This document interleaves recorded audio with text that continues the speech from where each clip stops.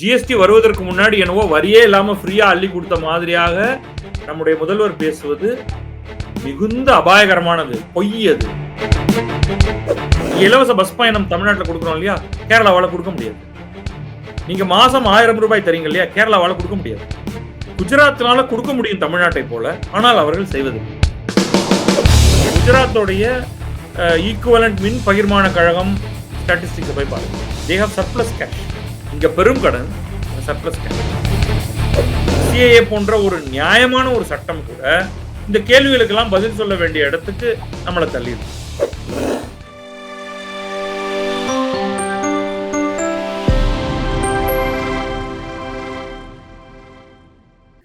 பல விஷயங்கள் பேசியிருக்கீங்க. பல விஷயங்கள் வந்து நம்ம தரவுகளை வச்சு நம்ம பேசுனதுக்கு. உதாரணத்துக்கு நீங்க ஃபர்ஸ்ட் ஆரம்பத்துல ஜிஎஸ்டி பத்தி பேசியிருந்தீங்க.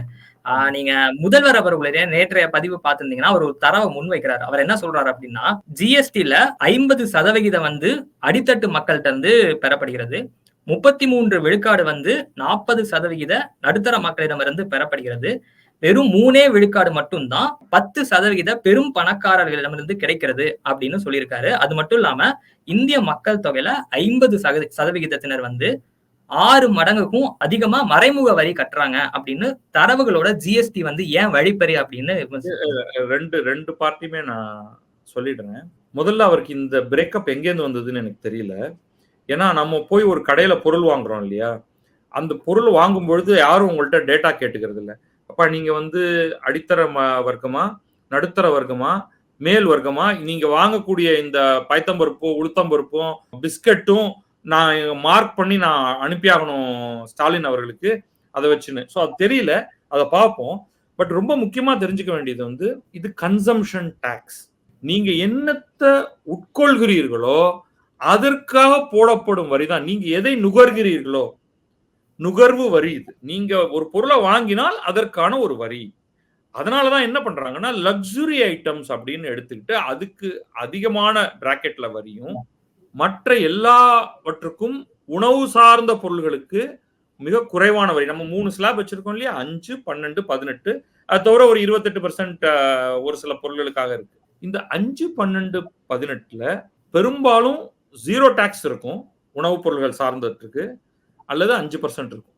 இந்த 12, 18 பிசினஸ் டு பிசினஸ் டிரான்சாக்ஷனுக்கு, லக்ஸுரி டிரான்சாக்ஷனுக்கு, அது போன்ற இடத்துல தான் இருக்கும். நம்ம வந்து அதெல்லாம் பார்க்கலாம். இவருடைய தரவை ஃபர்ஸ்ட் நான் வந்து கொஸ்டின் பண்றேன். ஒரு நாட்டுல உயர்மட்ட மக்களே குறைவாக இருந்தார்கள் என்றால் அவர்களிடம் இருந்து வரக்கூடிய டாக்ஸும் குறைவா தானே இருக்கும். மொத்தம் ஒரே ஒருத்தன் தான்ப்பா இந்த நாட்டுல பணக்காரன் அப்படின்னு வச்சுப்போம். அப்ப அவர் வந்து மாசத்துக்கு 10,000 ரூபாய்க்கு தானே அவரும் சாப்பிட போறாரு. அவருக்கு என்ன 28 வயிறு இருக்கா? அவர் சாப்பிடுவதற்கு அவரும் வந்து என்ன ஒரு ஸ்டார் ஹோட்டல்ல போய் சாப்பிடுறாரு. அப்படினாலும் ஒரு சாப்பாடு தானே சாப்பிட முடியும். ஸோ கன்சம்ஷனுக்கு தகுந்த மாதிரி தான் டாக்ஸே. இது வழிப்பறி கொள்ளைன்னு சொல்றத போல ஒரு அபத்தம் எதுவும் கிடையாது. ஒரு காலத்துல இந்தியா மறைமுக வரியே விதிக்கல, நேரடி வரி மட்டும்தான். இந்த நேரடி வரி அப்படிங்கிறது வந்து உங்களுடைய இன்கம், வருமானத்திலிருந்து கிடைக்கக்கூடிய வரி தான் நேரடி வரி. ஆனால் மறைமுக வரியை போடவில்லை என்றால் நாடே நடக்காதுங்கிற நிலை. அதன் காரணமாக தான் மறைமுக வரி கொண்டு வரப்பட்டது. இந்த மறைமுக வரியை மாநிலமும் விதிக்கலாம், மத்திய அரசும் விதிக்கலாம் என்று சொன்னதனால 2 பேரும் வரி போட்டாங்க. ஜிஎஸ்டி வருவதற்கு முன்னாடி என்னவோ வரியே இல்லாம ஃப்ரீயா அள்ளி கொடுத்த மாதிரியாக நம்முடைய முதல்வர் பேசுவது மிகுந்த அபாயகரமானது, பொய் அது. நமக்கு கிளியரா ஸ்டேட் டாக்ஸ் இருந்தது, சேல்ஸ் டாக்ஸ்ங்கிற பேர்ல இருந்தது.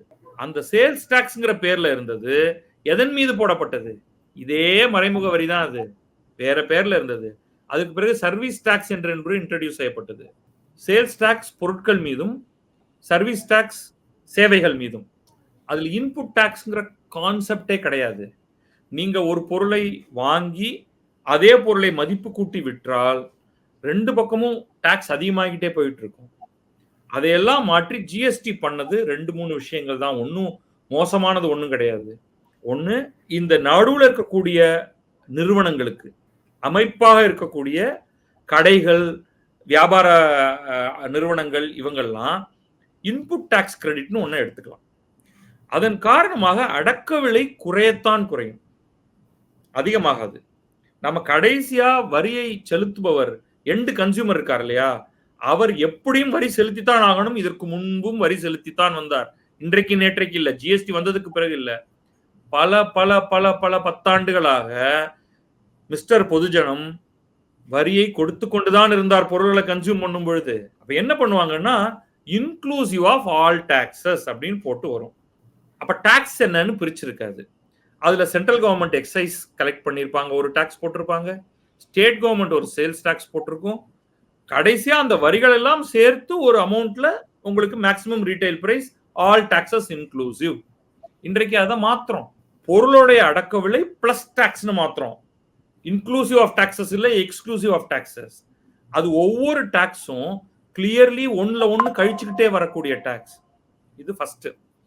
ஏன் உங்களுக்கு அடிமட்ட மக்கள் அதிகமாக கலெக்டிவா பே பண்றாங்கன்னா, நாட்டில் அடிமட்ட மக்கள் அதிகமாக இருக்கிறார்கள். நம்ம மிடில் இன்கம் நாடாக மாறும் பொழுது நம்ம இன்னும் மிடில் இன்கம் நாடு கிடையாது. அப்போ உங்க டெபினிஷன் தானே, நாட்டில் இருக்கிற 100 பேர்ல 50% பேரை நீங்க அடிமட்ட மக்கள்னு சொல்லிடுறீங்க. அடுத்த 40% பேரை நீங்க நடுத்தர மக்கள்னு சொல்றீங்க. அடுத்து மீதி இருக்கிற 10 பேரை தான் நீங்க உயர்மட்டம்னு சொன்னா, அவங்க 10% பேர் கன்சம்ஷன் 10% டாக்ஸ் தான் கொடுப்பான். அதை விட கொஞ்சம் அதிகமா தான் தருவாங்க. அதனால இந்த இடத்துல பிரச்சனையாக நான் ஜிஎஸ்டியை பிரச்சனையாகவே பார்க்கல. நீங்க வேணா ஒண்ணு கேட்கலாம், நல்ல வருமானம் வருது, நீங்க 5, 12, 18ன்னு 3 ஸ்லாப் இருக்கு, இத 5 3 ஆக்குங்க, 12 8 ஆக்குங்க, 18 12 ஆக்குங்க. அப்ப எல்லா பொருளோட விலையும் குறையும். டாக்ஸ் மட்டும், பொருளோட விலை அதே தான். 100 ரூபா பொருள், இப்ப 18% டாக்ஸ்னா 118 ரூபா கொடுக்குறீங்க. நாளைக்கு 18 12 ஆகிட்டேன்னா அதே 100 ரூபா பிளஸ் 12 ரூபா உங்களுக்கு 6 ரூபா எண்ட் கஸ்டமருக்கு மிச்சமாகும். அது வேணா நீங்க ப்ரப்போஸ் பண்ணுங்க. ஜிஎஸ்டில பெர்சன்டேஜ் டாக்ஸை குறைக்கிறேன் அப்படின்னு சொல்றீங்களா? Okay, perfect. அது நிச்சயமாக நான் ஏற்றுக்கொள்வேன், வரவேற்பேன். ஒரே ஒரு விஷயம், அப்ப சென்ட்ரல் கவர்மெண்ட்டுக்கு பணம் குறையிறது மட்டுமில்ல, ஸ்டேட் கவர்மெண்ட்டுக்கும் பணம் குறையும். ஏன்னா அந்த வரி வருமானத்தை தான் நீங்க ஒரு பெர்சன்டேஜ் முதல்ல எஸ்ஜிஎஸ்டி சிஜிஎஸ்டின்னு பிரிக்கிறீங்க, அப்புறம் ஐஜிஎஸ்டி அக்ராஸ் த ஸ்டேட் விற்பனைக்கு வருது. அதுல இருந்து ஒரு பெர்சன்டேஜ் உங்களுக்கு திருப்பி தரப்படுகிறது. அப்போ உங்களுக்கு வரக்கூடிய வரி வருமானம் குறையும். If you are ready for it, perfect. GST கவுன்சில்ல பேசுங்க. ஸ்டாலின் தன்னுடைய நிதியமைச்சரை அனுப்பி, தங்கம் தென்னரசு அனுப்பி, இனிமே நாங்க ப்ரப்போஸ் பண்றோம் எல்லாத்துலயும் ஃபர்ஸ்ட் இந்த வருஷம் -1% போடுவோம், 5 4 ஆக்குவோம், 12 11 ஆக்குவோம், 18 17 ஆக்கிடுவோம். ஒரு 2 வருஷம் கழிச்சு அதை 5ல இருந்து 4 ஆக்கினதை 3 ஆக்கிடுவோம், 12 10 ஆக்கிடுவோம், 18ங்கிறது 17 ஆனதை 16 ஆக்கிடுவோம். இதை பண்ணுங்க நீங்க, போதும். அப்ப என்ன ஆகும்? டோட்டல் கலெக்ஷன்ல 1% தானே குறைய போகுது, ரொம்ப கிடையாது. பண்ணுங்கிறேன் நான். அது நியாயமானது. அதை விட்டு கொள்ளை அடிக்கிறாங்க, திருடுறாங்க, இதெல்லாம் அபத்தம். ரெண்டாவது, நேரடி வரி வருவாய் யாரு பே பண்றாங்க? இந்த நீங்க சொல்ற அடிமட்ட மக்கள்னு சொல்றவங்க யாரும் உங்களுடைய டெபினிஷன் படியே நேரடி வரி கட்டுவதே கிடையாது. ஏன்னா அவங்க டாக்ஸ் பிராக்கெட் கீழே வந்துடுறாங்க, பேசிக் மினிமம் டாக்ஸ் கீழே வந்துடுறாங்க. அப்ப நடுத்தர மக்கள்லயுமே ஒரு லோவர் நடுத்தர வர்க்கம் நேரடி வரி கட்டுறது கிடையாது. அவங்களுக்கு 5 லட்சம் ரூபாய்க்கு கீழே உங்களுடைய ஆண்டு வருமானம் இருக்குன்னா டாக்ஸபிள் இன்கம், உங்களுக்கு ஒன்றும் டாக்ஸ் கிடையாது.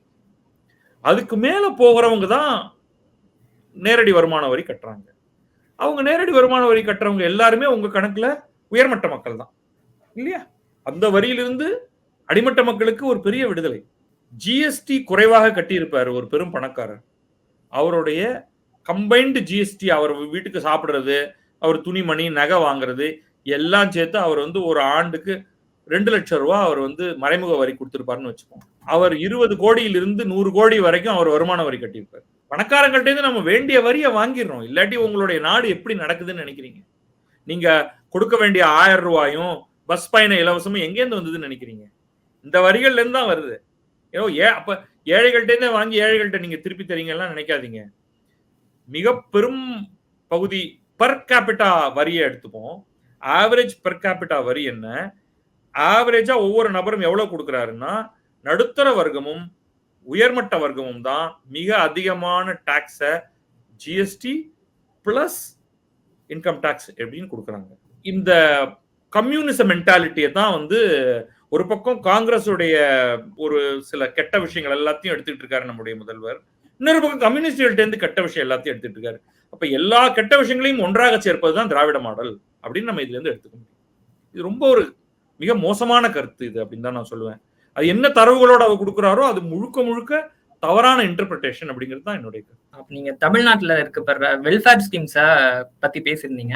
ஆனா திராவிட கட்சிகள் தரப்புல இருந்து என்ன சொல்றாங்க அப்படின்னா 50 ஆண்டு காலமா இந்த மாதிரியான வெல்ஃபேர் ஸ்கீம்ஸ் மூலமா மட்டும்தான் பல்வேறு முன்னெடுப்புல செஞ்சிருக்கோம். அது மூலமா பார்த்த பலன்களை கண் முன்னாடி பார்க்க முடியுது. அதனுடைய விளைவுகள் தரவுகளா உங்ககிட்ட காமிக்கிறோம். அதுக்கு நேர் எதிரான நிலைப்பாடுல இருக்கக்கூடியவர்கள் வேறொரு திட்டம் வச்சு அது மூலமா வளர்ந்தது அப்படின்னு அவங்க ஒரு ரிசல்ட்டை காமிக்கட்டும். இப்ப தமிழ்நாடு இந்த வெல்ஃபேர் ஸ்கீம்ஸ் தவறுனா தரவுகள் அப்படி சொல்லல. பல விஷயங்கள் தமிழ்நாடு முன்னாடி இருக்கு அப்படின்றதுதான் தரவுகள் இருக்கு. இல்ல இதை விட என்ன பெட்டர் அப்படின்னா அவங்க என்ன இதுக்கு முன்னாடி செஞ்சிருக்காங்க, வேற எந்த மாநிலங்கள்ல வேற என்ன செஞ்சிருக்காங்க, இதை விட என்ன தரவுகள் அவங்க ப்ரொவைட் பண்ணிருக்காங்க, அப்ப அவங்களுக்கு ஒரு தார்மீக உரிமை இருக்கலாம். நாங்க அவங்களோட பெட்டரா இருக்கும் போது அவங்க எங்களுக்கு கீழே இருக்கும் போது, அதாவது மற்ற மாநிலங்களுக்கு கீழே இருக்கும் போது அவங்களுக்கு சொல்றதுக்கு என்ன உரிமை இருக்குன்னு கேட்கறாங்க. கடந்த 50 ஆண்டுகளாக திராவிட கட்சிகள் தமிழகத்தை ஆண்டு வெல்ஃபேர் கொடுத்தோங்கிறாங்க. கடந்த 50 ஆண்டுகளாக நார்த் இந்தியன் ஸ்டேட்ஸை யார் ஆட்சி பண்ணியிருக்கா? எப்போ பாரதிய ஜனதாவுடைய ஆட்சி ஆரம்பிக்குது? பெரும்பாலான மாநிலங்கள்ல 1990களுடைய இறுதி காலகட்டத்தில் தான் சில ஸ்டேட்ல, முக்கியமாக உத்தரப்பிரதேசம், மத்திய பிரதேசம், ராஜஸ்தான், இமாச்சல பிரதேசம்ங்கிற இடத்துல தான் பாரதிய ஜனதாவுடைய தலைமையிலான ஆட்சி முதல்ல வருது. அது 90களுடைய ஆரம்பத்தில் வந்துருது. அதுக்கு பிறகுதான் உங்களுக்கு அந்த ரத்த யாத்திரை, அத்வானியோடைய ரத்த யாத்திரை வருது. அந்த ரத்த யாத்திரை சமயத்துல தான் இந்த கட்சிகளுடைய ஆட்சியெல்லாம் கலைக்கப்படுது. இந்த பாரதிய ஜனதாவுடைய ஆட்சி கலைக்கப்படுது. அதற்கு பிறகு வெகு காலத்துக்கு பிறகுதான் திரும்பவும் அவங்களால கொஞ்சம் கொஞ்சமாக மீட்டெடுக்க முடியுது தங்களுடைய ஆட்சியை. அதுக்கு பிறகுதான் குஜராத் வர்றதே அதன் பிறகுதான் 1990களோட மத்தியில பெரும்பாலான இடங்கள்ல கடந்த 20, 5, 10, 15, 20 ஆண்டுகள் தான் பாரதிய ஜனதா சில மாநிலங்களை ஜெயித்து வந்திருக்கிறது. இப்ப கம்பேரிசனுக்கு அந்த மாதிரியான ஒரு லாங் டைம் வேணும். அதற்கு முன்னாடி எங்க ஆட்சியில் இருந்தவர்கள் என்ன பண்ணாங்க? உத்தரப்பிரதேசத்தை எடுத்துப்போம். நீங்க டைம் ஸ்லைஸ் எடுத்துக்கிட்டீங்கன்னா உத்தரப்பிரதேசத்துல கடந்த 6-7 வருடமாக யோகி ஆதித்யநாத்தோடைய தலைமையிலான மாநில அரசோடைய ஆட்சியில எந்த அளவுக்கு இன்ஃப்ராஸ்ட்ரக்சர் வளர்ந்திருக்கு. அதற்கு முன் முலாயம் சிங், மாயாவதி, அதுக்கு ரொம்ப முன்னாடி போனீங்கன்னா காங்கிரஸ், இவர்கள் தான் அந்த இடத்தை ஆட்சி பண்ணிட்டு இருந்திருக்காங்க. அவர்களுடைய குறை குற்றங்களை எல்லாம் நீங்கள் பாரதிய ஜனதா மீது சுமத்த முடியாது. இன்னும் ஒரு சில ஸ்டேட்ல எவ்ரி 5 இயர்ஸ் ஆட்சி மாற்றம் வேற நடக்குது. ராஜஸ்தான்ல பாரதிய ஜனதா ஒரு டேர்ம் வந்துருச்சுன்னா அடுத்த டேர்ம் காங்கிரஸ். நீங்க சொல்றீங்க இல்லையா, திராவிட காட்சிகள்லாம் நாங்க ஒரே மாதிரி செய்யறோம்னு ஆட்சி நடத்துறோம். பாரதிய ஜனதாவும் காங்கிரஸும் ஒரே மாதிரியான ஆட்சியை நடத்துவதில்லை. அவங்க கொள்கை அளவுலேயே பல வித்தியாசங்களை கொண்டிருப்பவர்கள். சத்தீஸ்கர் எடுத்துக்கிட்டீங்கன்னா இவங்க ஒரு 10 வருஷம் இருந்தாங்கன்னா அவங்க ஒரு 5 வருஷம் வந்துடுறாங்க. அதுக்கப்புறம் திருப்பி அப்ப அந்த மாதிரியான இடங்கள்ல ஒருமித்த கருத்து ஒரு சில விஷயங்கள்ல இருக்கிறது இல்லை. இப்ப லெஃப்ட் லீனிங்ல பண்ணா அந்த ஆட்சி முன்னேறுமா, ரைட் லீனிங்ல பண்ணா ஒரு ஆட்சி முன்னேறுமா அப்படின்னா பல விஷயங்களையும் சேர்த்து பார்க்கணும். நம்ம 2 உதாரணத்தை எடுத்துப்போம். சில பாயிண்ட்ஸ் 2 பக்கமும் இருக்குங்கிறத மட்டும் நான் குறிப்பிட்டுறேன். கேரளாவையும் குஜராத்தையும் உதாரணத்துக்கு எடுத்துப்போம். குஜராத் கணிசமான ஆண்டுகள் பாரதிய ஜனதாவின் தலைமையில ஆட்சி நடந்திருக்கு. கேஷுபாய் பட்டேல்ல இருந்து ஆரம்பிச்சு உங்களுக்கு உள்குழப்பங்கள் ஆட்கள் மாறி நரேந்திர மோடி தொடர்ந்து ஒரு 2 முறை ஜெயிச்சு கிட்டத்தட்ட 12 வருடங்கள் அவர் ஆட்சியில இருந்து 3 முறை ஜெயிச்சு அதுக்கு பிறகு அவர் மத்தியில ஒரு 10 வருஷம் ஆயிடுச்சு. ரைட் த்ரூ திஸ் பீரியட் அந்த இடத்துல பாரதிய ஜனதா. கேரளாவை எடுத்துக்கிட்டீங்கன்னா கண்ணு கட்டின தூரம் வரைக்கும் காங்கிரஸ், கம்யூனிஸ்ட் மாறி மாறி ஆட்சிட்டு வந்திருக்காங்க. ஆட்சி மாறி இருக்கு, ஆனால் அங்கே பாரதிய ஜனதாவோ அல்லது அது போன்ற கொள்கையை வைத்திருக்கக்கூடிய ஒரு அரசோ கிடையாது. கேரளால இன்றைக்கு என்ன மாதிரியான தொழில் வளர்ச்சி இருக்கிறது? அவர்கள்ட்ட இருக்கக்கூடியது டூரிசம்ங்கிற ஒரே ஒரு தொழில் மட்டும்தான். மீதி எல்லாம் இருக்கு. நான் இல்லவே இல்லை, இண்டஸ்ட்ரியே இல்லை அப்படின்னு சொல்லலைன்னா அங்க ஒரு ஐடி கம்பெனிஸ் கொஞ்சம் இருக்கலாம். மேனுஃபேக்சரிங் ஒன்றும் குறிப்பிட்டு சொல்லக்கூடிய மாதிரி ஒன்றும் கிடையாது. அக்ரிகல்ச்சர் ஓரளவுக்கு ரப்பர், மிளகு போன்ற வணிக பயிர்கள் நிறைய இருக்கு. மாறாக நீங்க குஜராத்ல போய் பாருங்க, எந்த அளவுக்கு இண்டிகேட்டர்ஸ் ஃபார் தொழில் வளர்ச்சி இருக்கு, வரி எந்த மாதிரியாக இருக்கு, வருமானம் எப்படி இருக்கு. இங்க கேரளா அப்சல்யூட்லி பேங்க்ரப்ட். அவங்களுடைய லிமிட்டுக்கு வேண்டிய அளவுக்கு கடன் வாங்கிட்டாங்க. மக்கள்லாம் பாத்தீங்கன்னா நல்ல வெல் ஆஃப். அவங்களுடைய பெர் கேபிட்டா இன்கம் கணிசமா இருக்கு. எதனால கணிசமா இருக்கு? நிறைய ரெமிட்டன்சஸ் ஃப்ரம் அப்ராட் வருது. அவங்களுக்கு கல்ஃப்ல இருந்து ரெமிட்டன்ஸ்ல நம்பர் 1ல இருக்கு கேரளா. அதனால அந்த வருமானங்களை எல்லாம் கணக்குல வச்சு பாத்தீங்கன்னா பெர் கேபிட்டா இன்கம் அதிகம். ஆனால் அங்க இருக்கிற ஸ்டேட் வந்து நியர்லி பேங்க்ரப்ட். இன்னும் கடன் வாங்கணும் அப்படின்னு கோர்ட்டுக்கு போயிருக்காங்க. ஏன்னா மத்திய அரசு வந்து ஒரு கணக்கு வச்சிருக்கு. இவ்வளவு பர்சன்டேஜ் தான் நீங்க வந்து கடன்கள் வாங்கலாம்னு. தமிழகத்துல கூட சொல்லுவாங்க, அந்த கடன்கள் அதிகமாகிட்டே போகும்போது நாங்க அந்த வரம்புக்குள்ளதான் வாங்கிட்டு இருக்கோம் அப்படின்னு. ஆனால் கேரளா வந்து வரம்ப மீற பாக்குது. மத்திய அரசு அது ஒத்துக்க மாட்டேங்குது. அதனால அவங்க வந்து கோர்ட்டுக்கு போயிருக்காங்க சண்டை போடுறது. இந்த பிரச்சனை ஏன் குஜராத்ல இல்ல? கணிசமான வரி வருமானம் ஏன் வருது? கணிசமான வரி வருமானம் வருவதற்கு காரணம் கணிசமான நிறுவனங்கள் கணிசமான ப்ரொடக்ஷனை பண்றது. Kerala is a pure consumption state.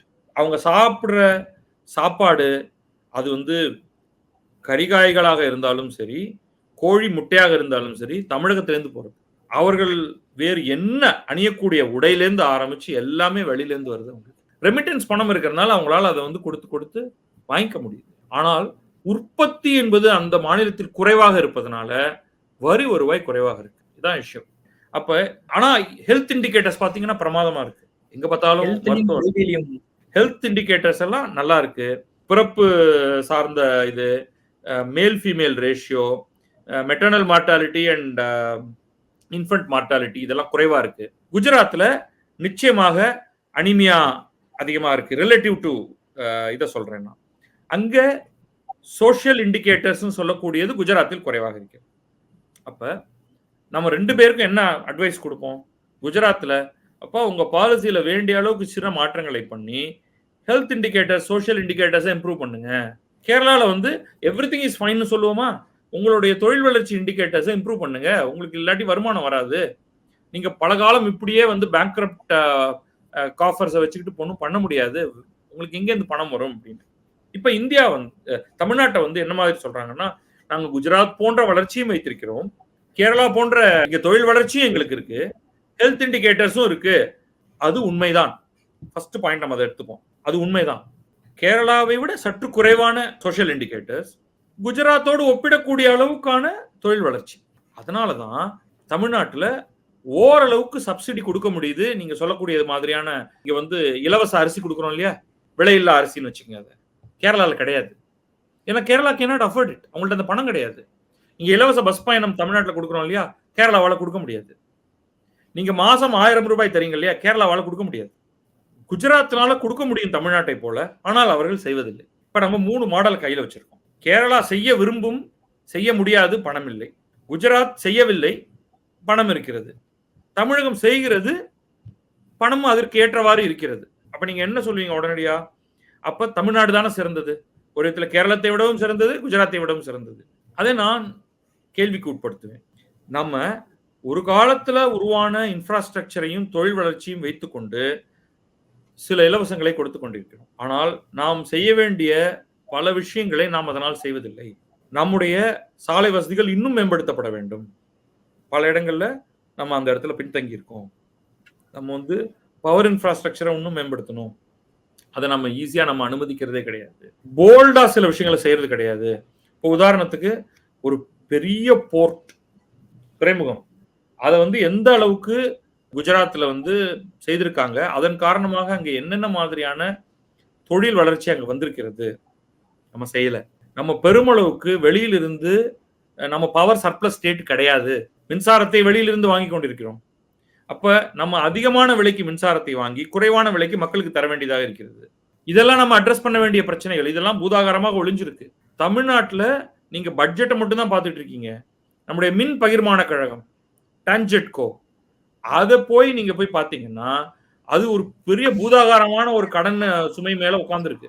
குஜராத்தோடைய equivalent மின் பகிர்மான கழகம், மின் உற்பத்தி மற்றும் பகிர்மான கழகத்தோடைய ஸ்டாட்டிஸ்டிக்ஸை போய் பாருங்க. They have surplus cash. இங்க பெரும் கடன், இங்க சர்ப்ளஸ் கேஷ். இப்ப உங்களுடைய health of many public institutions problematic. அதெல்லாம் நீங்க எப்படி சரி செய்ய போறீங்க? மக்களை வந்து உங்களுடைய முயற்சியை வைத்துக்கொண்டு எப்படி நீங்கள் வருமானத்தை பெறுவது அப்படிங்கறத நோக்கி ஊக்குவிக்காம நீங்க கொடுக்கிற 1000 ரூபாய் 10வே பத்தாது. ஆக்சுவலா உண்மையில அவர்களுக்கு இன்னும் 10,000 ரூபாய், இன்னும் 20,000 ரூபாய் வருமானத்தை அதிகரிக்க வேண்டுமே தவிர, நீங்க நான் உங்களுக்கு 1000 ரூபாய் தரேன் அப்படின்னு சொல்றதுனால அவர்களுக்கு எந்த பயனும் லாங் டேர்ம்ல கிடையாது. அதுதான் நமக்கும், அதாவது தமிழ்நாட்டுக்கும் குஜராத்துக்கும் உள்ள வித்தியாசம். குஜராத் நிச்சயமாக ஹெல்த் இண்டிகேட்டர், சோஷியல் இண்டிகேட்டர்ஸை இம்ப்ரூவ் பண்ணணும். ஆனால் அங்கே பசியால் வாடுபவர்கள் அங்கேயும் கிடையாது. அங்கேயும் வேண்டிய அளவுக்கு உணவு போன்ற இடங்கள்ல சப்சிடி கொடுக்கப்படுகிறது. மாறாக அவர்களுடைய இந்த ஆண்டர்பிரினியரியல் ஸ்பிரிட் உந்தப்படுகிறது. இது ரெண்டுத்தையும் நம்ம வந்து கணக்கில் எடுத்து பார்க்கணும். இதுதான் வந்து நான் சொல்வது வந்து இன்னும் பிஜேபி மாடல்ங்கிறத பார்க்கறதுக்கு பல ஸ்டேட்ல இன்னும் 20 வருடங்கள் 30 வருடங்கள் நம்ம வெயிட் பண்ணணும். அப்பதான் கம்பேரிசன் இருக்கும். தொடர்ந்து நம்முடைய முன்னாள் நிதியமைச்சர், இன்றைய ஐடி அமைச்சர் பிடிஆர் பழனிவேல் தியாகராஜன் வந்து எப்ப பார்த்தாலும் சான்ஸ் கிடைக்கும் போதெல்லாம் வந்து UP is no good, Tamil Nadu is great அப்படின்னு ஒரு ஆர்டிகிளா எழுதி தள்ளிட்டு இருக்காரு. ஒரு 10 ஆண்டுகள் கழித்து நம்ம அந்த கம்பேரிசன் எப்படி போகுதுன்னு பார்ப்போம். ஏன்னா திங்ஸ் ஆர் டிராமட்டிக்கலி கிரவுண்ட் லெவல்ல அங்க மாறிட்டு இருக்கு. வெறும் கடந்த 7 ஆண்டுகளாக தான் தொடர்ச்சியாக அங்க பிஜேபியோடைய அரசு இருக்கு. இன்னொரு 10 ஆண்டுகள் அவங்க ஆட்சி நடந்ததுன்னா அவர்கள் என்ன செய்கிறார்கள், எப்படி அது வந்து அவர்களுடைய சிச்சுவேஷன் எப்படி மாறப்போகிறது அப்படிங்கிறத பார்ப்போம். இதுல சில விஷயங்கள் எஜுகேஷனல் இன்ஃப்ராஸ்ட்ரக்சர் எடுத்துப்போம். இதெல்லாம் ஜஸ்ட் லைக் தட் உடனே கொண்டு வரது கஷ்டம். ஒரு 20-30 ஆண்டு காலமாக முயற்சி பண்ணணும். தமிழகத்தில் 1990கள்ல இருந்தே பிரைவேட்டைசிங் ஆஃப் எஜுகேஷன் நடக்க ஆரம்பிச்சிருச்சு. பெருமளவு பிரைவேட் இன்ஜினியரிங் காலேஜஸ் வந்தது. அது நிச்சயமாக அங்க நடக்கல உத்தரப்பிரதேசத்துல. இன்றைக்கு ஆரம்பிச்சா அது இன்னொரு 15 ஆண்டுகள் 20 ஆண்டுகள் ஆகும். ரோடு ஒரு அரசு போட்டுற முடியும். ஆனால் 100 இன்ஜினியரிங் கல்லூரிகளை ஒரு அரசு ஆரம்பிக்கவே கூடாது. முதல்ல பிரைவேட் ஆண்டர்பிரினர்ஸ் தான் செய்யணும். இப்ப இங்கிருந்தே இருக்கக்கூடிய இப்ப விஐடி பாத்தீங்கன்னா அவங்க வந்து போபால்ல ஒரு விஐடி ஆரம்பிச்சிட்டாங்க. மற்ற என்ன எஸ்ஆர்எம் எல்லாம் எடுத்துட்டீங்கன்னா அவர்களும் அங்க போய், ஏன்னா அவங்களுக்கு தெரியுது அவங்களுடைய கேப்டிவ் மார்க்கெட் யாரு, அவர்களுடைய கல்லூரிக்கு இன்றைக்கே யார் வந்து படிக்கிறார்கள். வடநாட்டில் இருந்து தான் பெரும்பாலானவர்கள் வந்து இந்த இன்ஸ்டிடியூஷன்ஸ் எல்லாம் படிக்கிறாங்க. அப்ப அவர்கள் வந்து நான் அங்கவே போய் எஸ்டாப்ளிஷ் பண்ணிடுறேன் அப்படின்னு அவங்க ஆரம்பிச்சிட்டாங்க. அப்ப அங்க ஆட்டோமேட்டிக்கா இங்க இருக்கக்கூடிய ஒவ்வொரு ஆண்டர்பிரினரும் அவங்க எல்லாம் பெரிய அரசியல்வாதிகள் தான், அல்லது ஏதோ ஒரு விதத்துல அரசோட முன்னாள் அரசியல்வாதிகள் அல்லது இந்நாள் அரசியல்வாதிகள். இன்றைக்கு யார் இன்ஜினியரிங் காலேஜ், மெடிக்கல் காலேஜ்லாம் நம்ம ஊர்ல ஓட்டிட்டு இருக்காங்க, எல்லாரும் அரசியலோட மிகுந்த தொடர்பு கூடியவர்கள். இவர்கள் அத்தனை பேரும் உத்தரப்பிரதேசத்திலேயே ஹிந்தி பேசிட்டு ஹம் மெடிக்கல் காலேஜ் ஸ்டார்ட் கர்றேன் அப்படின்னு சொல்லிட்டு பண்ண போறாங்க. அரைகுறையா ஹிந்தி இங்கிலீஷையும் சேர்த்து கலந்து. இதுதான் நீங்க பார்க்க போறீங்க. அப்ப உத்தரப்பிரதேசத்தோட வளர்ச்சிக்கும் நம்ம மக்கள் தான் காரணம் அப்படின்னு நம்ம அதுக்கும் பெருமைப்பட்டுக்கலாம். இப்ப இந்த திட்டங்கள்லாம் கொஞ்சம் தள்ளி வச்சுட்டு மற்ற விமர்சனங்கள் பெருசா என்ன வைக்கப்படுது அப்படின்னா, இங்க இருக்கிற டெமோக்ரஸிக்கே பெரிய அச்சுறுத்தல். அரசியல் சாசனம் வந்து பல வகையில இவங்க வந்து எந்தவித ஒரு இதுவுமே இல்லாம அப்பட்டமால் சீர்திருத்தங்கள் நிறைய மேற்கொள்ளப்படும் அப்படின்ற ஒரு பெரிய ஒரு குற்றச்சாட்டு மேற்கொள்ளப்பட்டு விட்டது கடந்த 10 ஆண்டுலன்னு சொல்றாங்க. ஆல்ரெடி நிறைய இழந்தாச்சு, இன்னும் நிறைய இழக்க நேரிடும் அப்படிங்கிறது என்ன இழந்ததாக அவங்க சொல்றாங்க எதிர்கட்சியில. ஒரு 1-2 எக்ஸாம்பிள். மாநிலங்களுக்கு கொடுக்கப்படுற முன்னுரிமைகள்லாம் வந்து மத்திய அரசு வந்து வர்றதில்லை அப்படின்ற மாதிரி.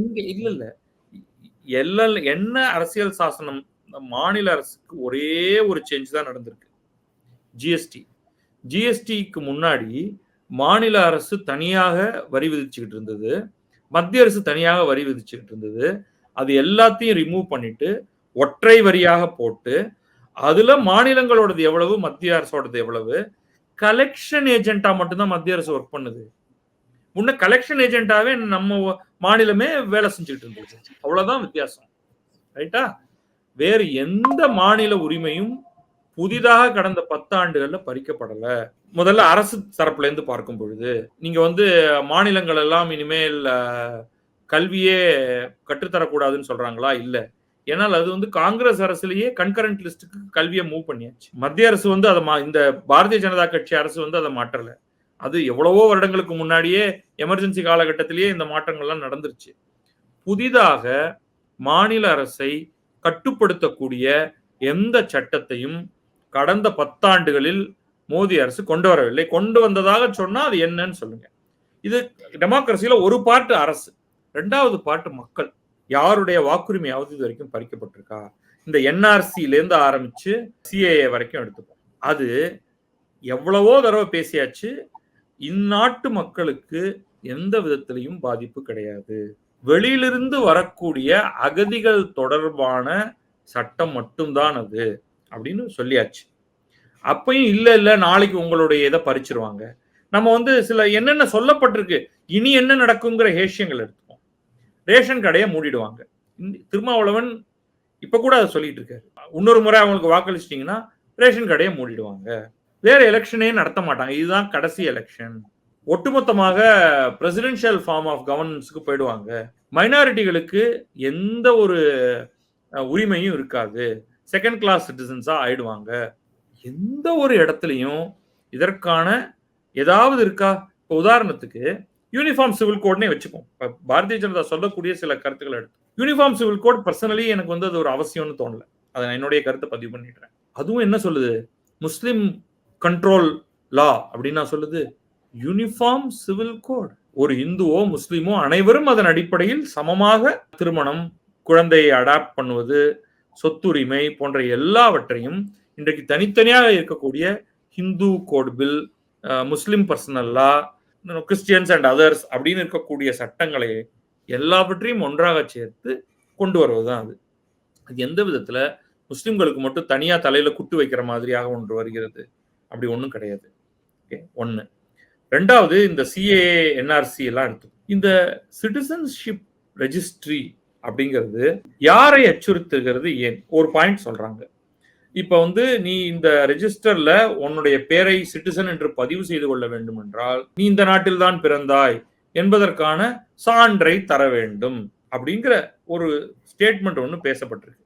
என்ஆர்சி சிஏஏ மாதிரி நாடு முழுக்க ஒன்றும் அமலுக்கு வரல. அஸ்ஸாம்ல ட்ரை பண்ணாங்க, அங்கவே ஏகப்பட்ட குழப்பம் வந்துருச்சு.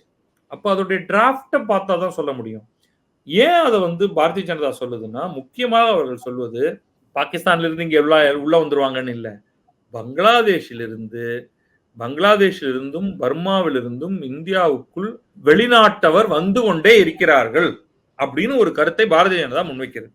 அவர்களை தடுப்பதற்காக, நம்முடைய நாட்டு மக்களை தடுப்பதற்காக இல்ல, வெளியிலிருந்து உள்ளே வருபவர்களை தடுப்பதற்காக. அதற்கு பல இடங்கள்ல நமக்கு வந்து உள்ளூர் லா அண்ட் ஆர்டரே அது வந்திருக்கு. இங்க வந்து பங்களாதேஷி மக்கள் உள்ளே வராங்க, வந்துட்டு ஒரு ஆதார் கார்டு, ரேஷன் கார்டு எல்லாமே வாங்கிடுறாங்க அப்படின்ட்டு. இந்த பிரச்சனை இந்தியாவுக்கு மட்டும் இல்லை. அமெரிக்காவில் இன்றைக்கு ஹாட்டஸ்ட் பிரச்சனை என்னன்னா, மெக்சிகோ பார்டரில் இருந்து அமெரிக்காவுக்குள் நுழையக்கூடிய, அவங்களுடைய பாஷையில சொல்றதா இருந்தா இல்லீகல் இமிகிரண்ட்ஸ், சட்டத்துக்கு புறம்பான அகதிகள். அந்த லாங்குவேஜ் தான் அமெரிக்கா பயன்படுத்துது. நம்ம இன்னும் அந்த ஒரு மொழியை கூட நம்ம இன்னும் பயன்படுத்தல. இல்லீகல் இமிகிரண்ட்ஸ்ங்கிற ஒரு வார்த்தையை கூட இந்த அரசு சொல்லல. எல்லோரும் போற்றி பாராட்டக்கூடிய அமெரிக்க அரசு இல்லீகல் இமிகிரண்ட்ஸ் அப்படிங்கிற ஒரு வார்த்தையை தான் பயன்படுத்துது. அவர்களை கேம்ப்ல அடைச்சு வைக்கிறாங்க. அந்த ஊர்லயே அதை எதிர்த்து போராடுறவங்களும் இருக்காங்க. ஆனால் அது பயங்கர எமோட்டிவ் இஷ்யூ.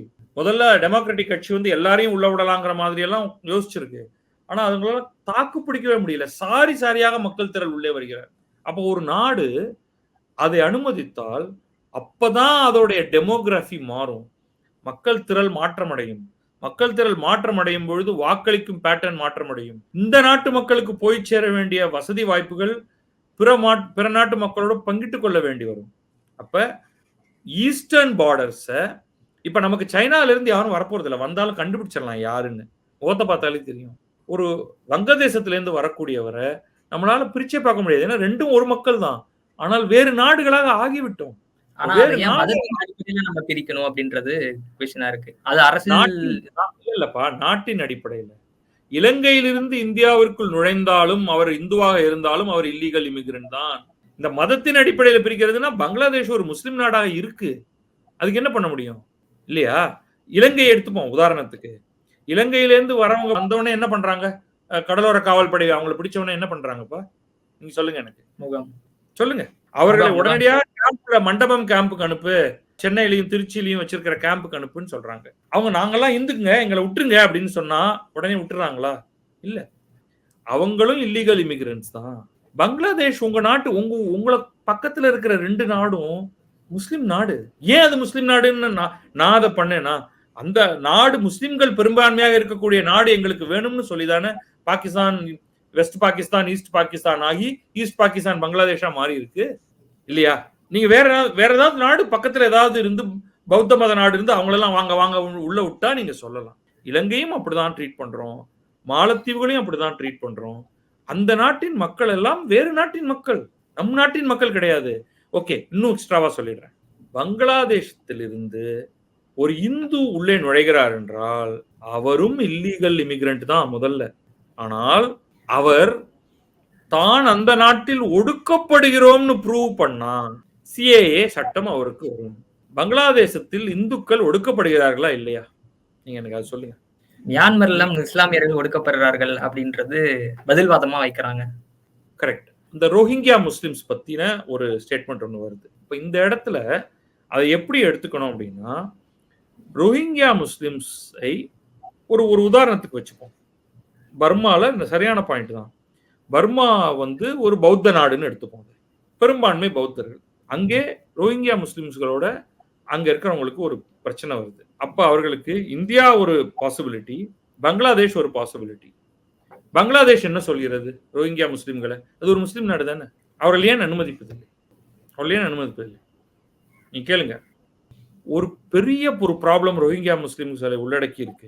அவர்கள் எந்த நாட்டுக்காரர்கள்னா அவர்கள பர்மா வந்து தன்னுடைய நாடு இல்லைங்கிறாங்க. பங்களாதேஷ் அவங்க தன்னுடைய நாட்டை சேர்ந்தவர்கள் இல்லைங்கிறாங்க. அப்ப இவங்க 2 பேரும் அடிச்சுப்பாங்களாம் ஒரு செட் ஆஃப் மக்களை வச்சுக்கிட்டு. உடனே இந்தியா வந்து அவங்க எல்லாம் நீங்க இங்க வந்துருங்க அப்படின்னு சொல்லணுமா? அது எப்படி சாத்தியமாகும்? வேற பங்களாதேசத்துல எவ்வளவு பர்சன்டேஜ் இந்துக்கள் இருக்காங்க இன்றைக்கு? எவ்வளவு பர்சன்டேஜ் இருந்தாங்க ஒரு காலத்துல? அது எப்படி ஆண்டு குறைந்து இன்றைக்கு எங்கே வந்து நிற்கிறது? அப்ப அவர்களை காப்பது அப்படிங்கிறதுக்கும் ரோஹிங்கியா முஸ்லிம்களை காப்பாற்றுவது அப்படிங்கிறது 2 நாட்டுக்கு நடுவில் இருக்கிற டிஸ்பியூட். அது சிரியா, ஈராக் அப்படின்னு வரிசையா மத்திய கிழக்குல ஏகப்பட்ட முஸ்லிம் நாடுகள்ல பெரிய பிரச்சனை இருக்கு. மக்கள் சாரியாக வெளில வராங்க. அவர்கள் யாரையும் ஒரு சவுதி அரேபியாவோ ஒரு யுனைடெட் அரப் எமிரேட்ஸோ அவங்களெல்லாம் கிட்ட கூட சேர்க்கறது கிடையாது. அவர்கள் அத்தனை பேரும் வசதி வாய்ப்புகளை எதிர்பார்த்து அவங்க வந்து நேராக அமெரிக்காவுக்கோ அல்லது ஐரோப்பிய நாடுகளுக்கோ போகிறாங்க. அங்க இதே கேள்விதான் அவங்க கேட்கிறாங்க. ஏன்பா நீங்க வந்து ஏதோ முஸ்லிம் நாடுகள்ல இருந்து வரக்கூடிய அகதிகளுக்கு நாங்கள் தான் இடம் கொடுக்கணுமா? நீங்கள்லாம் ஏன் நீங்க அது கூப்பிட கூட மாட்டேங்கிறீங்க? நம்ம இந்த கேள்வியை நம்ம கேட்கணுமா வேண்டாமா? குறைந்தபட்சம் நியாயமா இல்லையா? ரோஹிங்கியா முஸ்லிம்ஸ் சம்பந்தமாக நம்ம வந்து ஜஸ்ட் லைக் தட் ஒரு முடிவை எடுத்துட முடியாது. இதே சமயத்துல ரோஹிங்கியா முஸ்லிம்கள் பலருக்கு இந்தியாவில் இடம் கொடுக்கப்பட்டிருக்கிறது. அதாவது வேற எந்த நாடும் ஒரு பங்களாதேஷ் கொடுக்காத அளவுக்கு எண்ணிக்கையில ரோஹிங்கியா முஸ்லிம்கள் இந்தியாவில் இருக்கிறார்கள். ஆனா என்ன நம்பர்ல அவங்க ஒர்க் பண்றது? எவ்வளவு பேரை நம்ம எடுத்துக்கிறது? அப்படிங்கக்கூடியதுக்கான கேள்விக்கான ஒரு பதில் ஒண்ணு வேணும். அமெரிக்கா என்ன பண்ணுகிறது? அவர்கள் வந்து மதத்தின் அடிப்படையில பண்றாங்களா அப்படின்னா, பெரும்பாலானவர்கள் அவங்க நாட்டுக்குள்ள வர்றவங்க ஆக்சுவலா கிறிஸ்தவர்கள் தான். மெக்சிகோ வழியாக central American and south American நாடுகள் எல்லாமே பெரும்பாலும் கிறிஸ்தவ நாடுகள். அவங்க வந்து மதம்லாம் அவங்க பார்க்கறது இல்லை. அவங்க வாழ்ந்துங்க அப்படின்லாம் அவங்க சொல்லலை. அவர்களை பொறுத்தவரை பெரும் எண்ணிக்கையில உள்ள அகதிகள் வந்தார்கள் என்றாலே பிரச்சனை தான்.